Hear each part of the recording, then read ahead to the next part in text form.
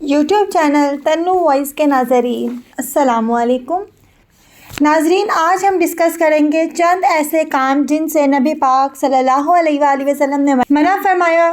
اسلام دین فطرت ہے۔ فطرت کے اصولوں کے مطابق انہوں نے جن کاموں کو مسلمان پر حرام قرار دیا ہے، بلا شبہ ان کاموں کو کرنے سے انسان کو ڈائریکٹلی انڈائریکٹلی طور پر نقصان ضرور اٹھانا پڑتا ہے۔ رسول پاک صلی اللہ علیہ وآلہ وسلم کے صحابہ کرام کے دور سے جیسے وقت گزرتا گیا اور انسانی زندگی مزید ایڈوانس ہوتی گئی، ویسے ویسے ہم انسانوں نے، خصوصاً مسلمانوں نے، ماڈرنزم یا کول بننے کے لیے ان کاموں کو بھی جائز قرار کیا۔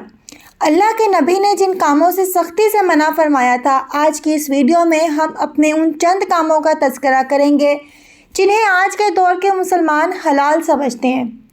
ناظرین، ویڈیو کا باقاعدہ آغاز کرنے سے قبل آپ سے گزارش ہے کہ اگر آپ نے ابھی تک ہمارے چینل کو سبسکرائب نہیں کیا تو جلدی سے سبسکرائب کر لیں۔ پہلا کام جس سے نبی پاک صلی اللہ علیہ وآلہ وسلم نے منع فرمایا ہے وہ ہے ٹیٹو بنوانا۔ آج کے اس ماڈرن دور میں اپنے جسموں پر نقش و نگاہ کرنا، ٹیٹو بنوانا، یہ ایک عام سا کلچر ہے جو مغربی دنیا سے ہوتا ہوا آج پاکستان، انڈیا میں بھی کافی معمول ہوتا جا رہا ہے۔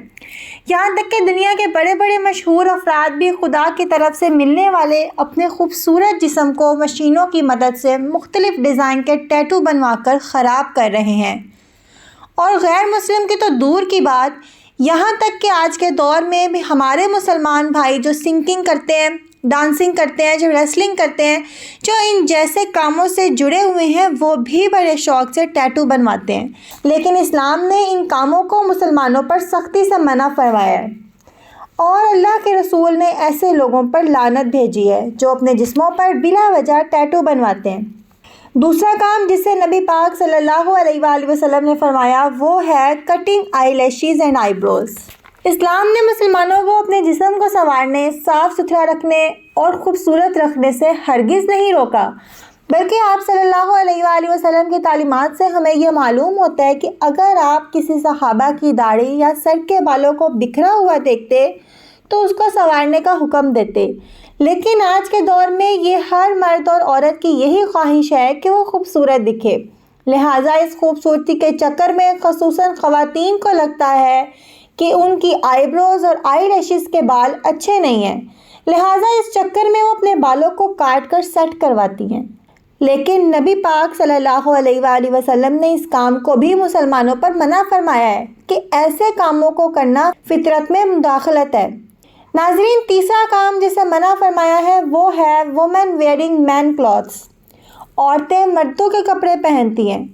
ماڈرن بننے کے چکروں میں نہ صرف غیر مسلم خواتین نے بیڑا غرق کیا ہے، بلکہ آج کل کے دور میں مسلم خواتین بھی ان ہتھ کنڈوں سے متاثر ہیں۔ نبی پاک نے ان عورتوں پر لعنت بھیجی ہے جو مردوں جیسا لباس پہنتی ہیں، اور ان مردوں پر بھی لعنت بھیجی ہے جو عورتوں جیسا لباس پہنتے ہیں۔ چوتھا کام جس سے منع فرمایا گیا ہے وہ ہے مین ویئرنگ گولڈ۔ مرد حضرات سونا پہنتے ہیں، اس سے بھی منع فرمایا گیا ہے۔ انسان کی فطرت ہے، جب بھی انسان کے پاس پیسے آتے ہیں تو اس سے اپنے لیے قیمتی چیزیں خریدتا ہے، جس میں کوئی بری بات نہیں ہے۔ اللہ نے آپ کو مال دیا، وہ نظر بھی آنا چاہیے، لیکن بعض اوقات خاص طور پر مرد حضرات اپنے جسم میں سونا پہن کر اظہار کرتے ہیں، اس سے اسلام نے منع فرمایا، کیونکہ سونا انتہائی قیمتی میٹل ہوتا ہے، اور مرد کا سونے سے زیادہ استعمال عموماً اسے فضول خرچ اور متکبر بنا دیتا ہے۔ لہٰذا فضول خرچی اور متکبر اس وقت بڑھ جاتے ہیں جب کوئی مرد سونا پہنتا ہے۔